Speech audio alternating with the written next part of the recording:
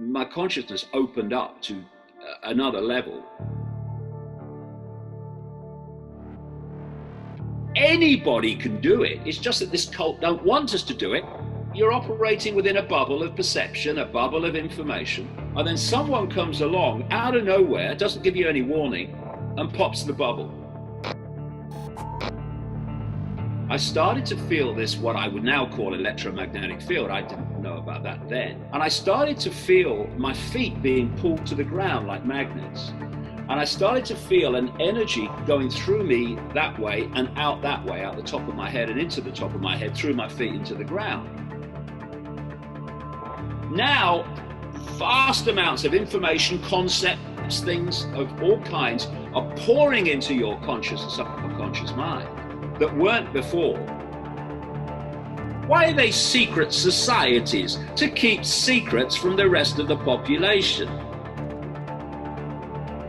Now I could see things and how things connected that I couldn't see before. What we call the world is a ridiculously narrow band of frequency called visible light and the electromagnetic spectrum. And according to mainstream science, the electromagnetic spectrum and visible light, which is the only world reality that we can see, is a smear of the electromagnetic spectrum. Mainstream science says that that spectrum, never mind visible light, represents about 0.005% of what exists in the universe.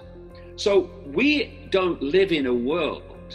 We live in a band of frequency, which our body-brain, if you like, decoding system can decode into a reality, a holographic reality.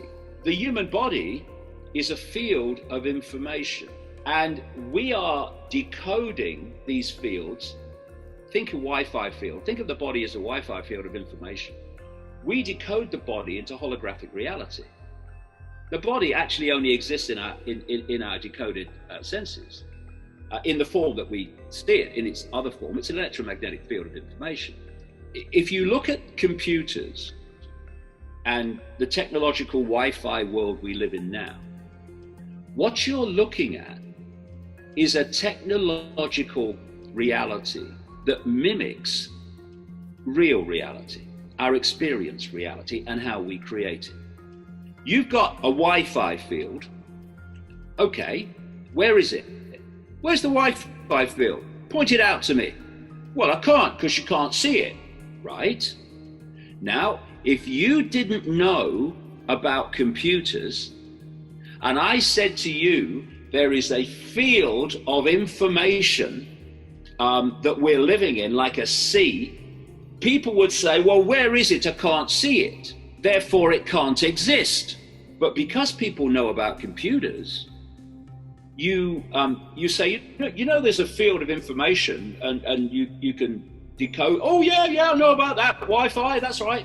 And the only difference between that's rubbish, mate, and oh yeah, I know about that, is knowledge of what you are experiencing and what you're talking about in terms of reality. So what does the computer do? You've got a Wi-Fi field full of information in the form of radiation, basically. And the computer decodes it onto the screen. You say to people, tell me about the internet. And they say, oh yeah, well, it's pictures and graphics and text and all that stuff and websites. Yes, it is, but only on the screen. On the screen is the only place the internet exists in that form. Everywhere else, it's electronic codes and Wi-Fi. We decode reality in exactly the same way. The five senses take waveform information, think Wi-Fi, turns it into electrical information, feeds it to the brain, and there are different parts of the brain that specialize in decoding the different senses, and the brain decodes that electrical information into holographic digital information. And that is what we experience as the world around us. It's not around us, it's inside us, all of us. Just as the internet is inside this computer, and we look at it from afar. Say you're tasting something. you don't taste it with the tongue. You taste it via the tongue, which sends electrical information representing the taste frequency to the brain, which decodes it, and then it becomes yummy or that's horrible. Take the hearing senses. What's passing between us and what passes between all of us when we're communicating are not words. They're wave field, frequency fields generated by the vocal cords. And these are picked up by the ears that turn them into electrical information, feed it to the brain, and only when the brain decodes it do you hear words. I'll give you an example. Does a falling tree make a noise? Well, only if you hear it. And what I mean by that is, if a tree falls, what it's doing, it's an electromagnetic field, and it is causing a disturbance in the wider electromagnetic field as it moves. If there's no one there to decode that disturbance, then a falling tree doesn't make a noise. If there is someone there, they pick up that disturbance with the ears, that electromagnetic disturbance, and they decode it into the sound of a tree falling.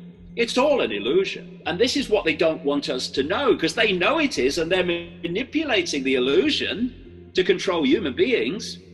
But to do that, they've got to keep from us that it is an illusion. Therefore, infinity exists outside this narrow band of frequency, but we can't see it, just as when you're tuned to a radio station or a television station, you only experience that frequency, that station, that reality. What happens when you switch the zapper is you switch to a different, if you like, frequency, and you get a different reality instantly. We call them different channels.